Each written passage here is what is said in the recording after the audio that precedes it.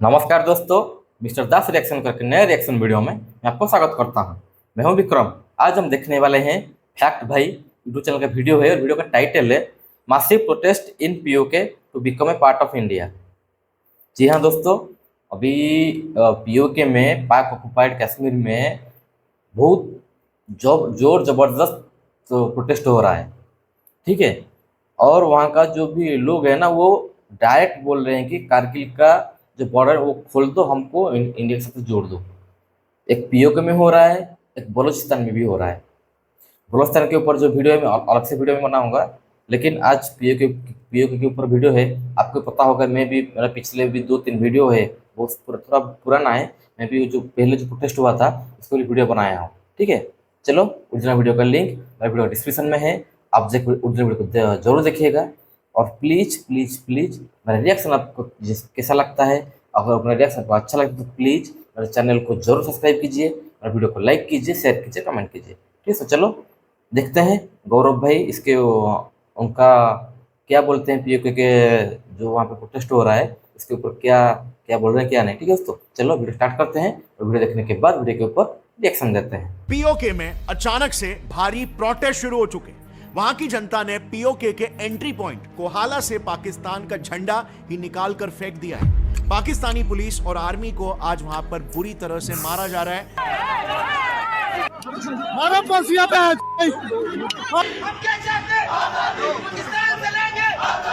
लोगों में इतना गुस्सा भर चुका है कि वो वहां के पुलिस वालों को तक पहाड़ के ऊपर से सीधा नीचे फेंक रहे हैं। 10 मई 2024 को तो वहां के एसडीएम यानी एक टॉप गवर्नमेंट ऑफिसर के कपड़े उतारकर उसे पब्लिकली पीटा गया और फिर उसके निकाले हुए कपड़ों को भरे चौक में लटका दिया गया। लेकिन जरा एक मिनट, एक समय पर तो पीओके की जनता काफी ज्यादा प्रो पाकिस्तानी थी, है ना? आजादी चाहते हैं, पाकिस्तान के साथ होना चाहते हैं। पाकिस्तान जिंदाबाद, पाकिस्तान से रिश्ता क्यों? तो अचानक से ये जनता आज रातों रात पाकिस्तान के खिलाफ कैसे हो गई? वो पाकिस्तान पर ही हमला क्यों कर रहे हैं? वेल, इसके पीछे डेफिनेटली उनके कुछ बहुत ही सीरियस कंसर्न्स है। लोगों का कहना है कि पाकिस्तान काफी सालों से पीओके के साथ अन्याय कर रहा है। अब इस आक्रोश के पीछे की वजह को समझने से पहले इसी प्रोटेस्ट में एक काफी अनयूजुअल बात दिखाई दी है। काफी सारे प्रोटेस्टर्स के हाथों में कुछ ऐसे पोस्टर्स भी दिखाई दे रहे हैं। सो यस, अभी अचानक से पीओके की जनता इंडिया के भी तरफ आने लग गई है। ऑल्सो इसी दौरान आप देखोगे तो इंडिया के ऑलमोस्ट सारे कैबिनेट मिनिस्टर्स ने पीओके को लेकर स्ट्रॉन्ग स्टेटमेंट्स दे दिए। कुछ मिनिस्टर्स ने तो ओपनली प्रॉमिस कर दिया है कि वो इस बार पीओके को इंडिया में शामिल करके ही रहेंगे। Every political party of this country is committed to ensure POK, which is a part of India, returns to India. Also in protest की टाइमिंग को भी देखो, ठीक तभी जब इंडिया में इलेक्शंस चालू है। सो ऑफ कोर्स ये कोई कोइंसिडेंस तो नहीं हो सकता। ऑल्सो खुद पाकिस्तानी सरकार का ये कहना है कि इन प्रोटेस्ट के पीछे इंडियन रॉ का हाथ है। सो क्या पाकिस्तान जैसे कह रहा है सही में पीओके के प्रोटेस्ट इंडिया ने ही करवाए? क्या पीओके प्रोटेस्ट बीजेपी के इलेक्शन से पहले 400 पार का एक मास्टर स्ट्रोक है? पूरा देश कह रहा है अब की बार। इफ यस, तो इसे एग्जीक्यूट कैसे किया जा रहा है? क्या ये काम करेगा भी? क्या वाकई में इस बार इंडिया पीओके को कैप्चर करने में सक्सेसफुल होगा? वेल, हमेशा की तरह सबसे पहले पीओके में हो रहे प्रोटेस्ट के इन 4 मेजर रीजंस को समझते हैं कि क्यों पीओके पाकिस्तान से नाराज है और अलग होना चाहता है। Let's start with the first major reason, high inflation rates. So April 2023 में पाकिस्तान का इन्फ्लेशन उनके हिस्ट्री के सबसे हाईएस्ट रेट पर पहुंच गया था। Pakistan is not getting a bailout. Pakistan is going through its worst economic crisis in years.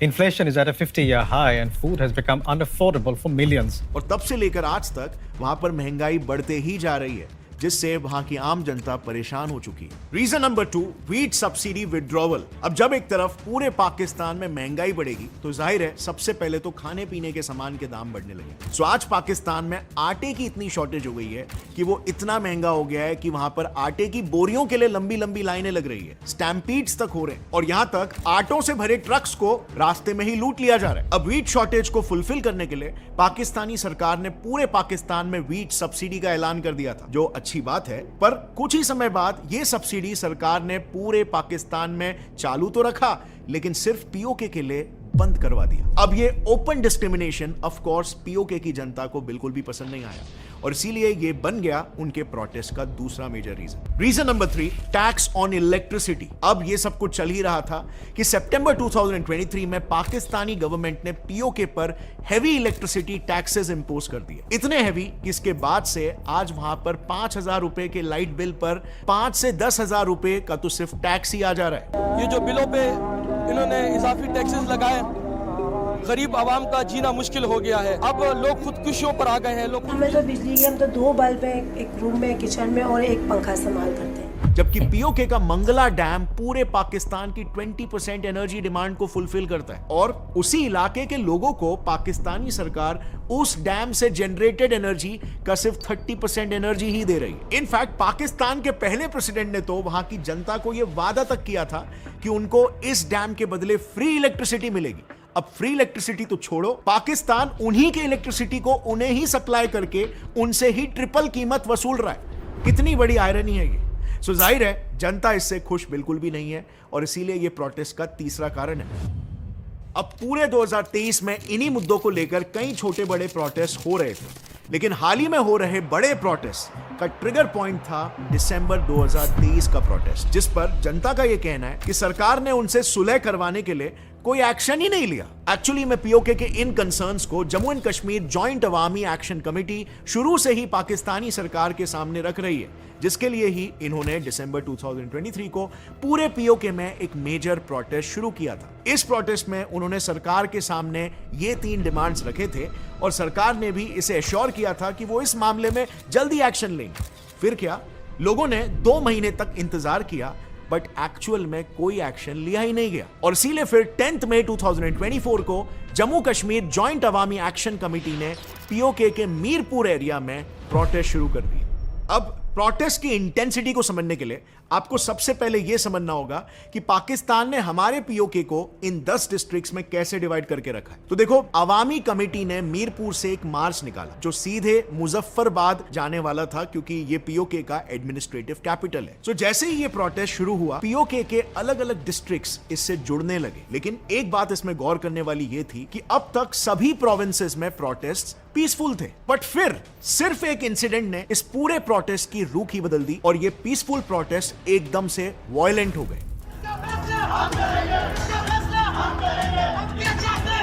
दरअसल मीरपुर के दडियाल डिस्ट्रिक्ट में लोग शांति से ही प्रोटेस्ट कर रहे थे, लेकिन इसी बीच वहां के एसडीएम ने उन पर लाठी चार्ज के ऑर्डर्स दे दिए। इस पर फिर पुलिस ने भी लोगों को बुरी तरह से मारना शुरू कर दिया और काफी लोग घायल भी हुए। अब इस इंसिडेंट से लोगों को इतना गुस्सा आ गया कि उन्होंने उस एसडीएम के कपड़े निकालकर उसे मारना शुरू कर दिया और उसके कपड़ों को फाड़कर उसके ही ऑफिस के बाहर लटका दिया। उनका यह मानना था कि एक तो सरकार हमारे डिमांड्स को नजरअंदाज कर रही है और ऊपर से पीसफुल प्रोटेस्ट पे लाठीचार्ज कर रही है। इसके बाद फिर अवामी कमेटी ने भी इस कंपैरेटिवली लोकलाइज्ड प्रोटेस्ट को एक पीओके वाइड प्रोटेस्ट डिक्लेयर कर दिया और पीओके के ऑलमोस्ट हर डिस्ट्रिक्ट में जो प्रोटेस्ट पीसफुली हो रहे थे वो अब इसके बाद एकदम से वायलेंट हो गए। लेकिन इसके बाद भी पाकिस्तानी पुलिस और स्पेशल फोर्सेस ने क्राउड को टैक्टफुली शांति से मैनेज करने की जगह उल्टा उन्होंने कई लोगों पर गोली चलाना शुरू कर दी। उन्होंने जबरदस्ती इनोसेंट लोगों को पीटा और उन्हें अरेस्ट भी करवा लिया। वहां की पुलिस इतनी ज्यादा एग्रेसिव हो गई थी कि एक केस सामने आया जिसमें पुलिस से डरकर एक लड़के ने सीधा ब्रिज से ही छलांग लगा दी। इससे सिचुएशन वहां की इतनी बिगड़ गई, इतना डर फैल गया और इतना दबाव महसूस होने लग गया लोगों को कि कुछ लोगों ने पुलिस के खिलाफ हथियार उठा लिए, कुछ ने पुलिस वालों को पहाड़ से फेंक दिया, तो कुछ लोगों ने रूफटॉप से टीयर गैस और बुलेट फायर करने वाले पुलिस वालों को बुरी तरीके से असॉल्ट किया। बेसिकली इस दौरान पीओके में हर जगह पाकिस्तानी पुलिस बुरी तरह से मार खा रही थी और situation totally out of control जा चुका था। लोगों में गुस्सा इतना बढ़ चुका था कि बच्चे तक रास्तों पर उतरकर पाकिस्तान से आजादी मांग रहे थे। इस बार आजादी मिलेगी इंशाअल्लाह। हम लेके रहेंगे, मिलेगा। And you know what, as usual इस सब का इल्जाम पाकिस्तानी सरकार ने इंडिया पर डाल दिया। पीओके के पीएम ने भी भारत पर यह आरोप लगाया कि यह सब कुछ इंडिया ही करवा रहा है। जो पड़ोसी दुश्मन है, इंतहाई मकार और अयार है और उनके जो वजीर दिफा हैं वो बरमला कह चुके हैं कि आज़ाद कश्मीर के अंदर हम दहशतगर्दी के वाक़यात करवाने में बराह रास्त मुलव्वस हैं। अब ये ऐसा क्यों कह रहे हैं पता है?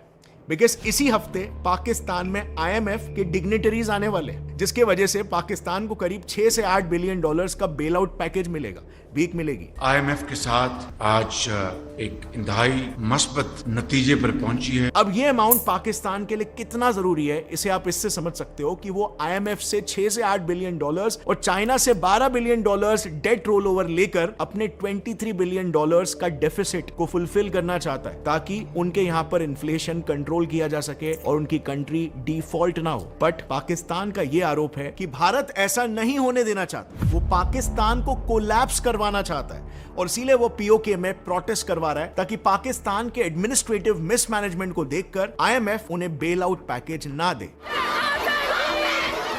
और अगर आप देखोगे तो इसी दौरान कई ऐसे रिपोर्ट्स भी आ रहे हैं। एक US न्यूज रिपोर्ट के अनुसार इंडिया पाकिस्तान के टेररिस्टों की ओपन किलिंग करवा रहा है। इवन इस हफ्ते हमारे रक्षा मंत्री राजनाथ सिंह जी ने भी ये कहा कि हमें POK के लिए आर्मी नहीं चाहिए, वहां के लोग खुद हमारे पास आ जाएंगे। मैंने कहा ना, पाक अधिकृत कश्मीर की जनता ही ये मांग करेगी कि हमको मर्ज किया जाए भारत के साथ। काफी सिमिलर स्टेटमेंट हमारे एक्स आर्मी चीफ और cabinet minister VK Singh ji ने भी दिया था।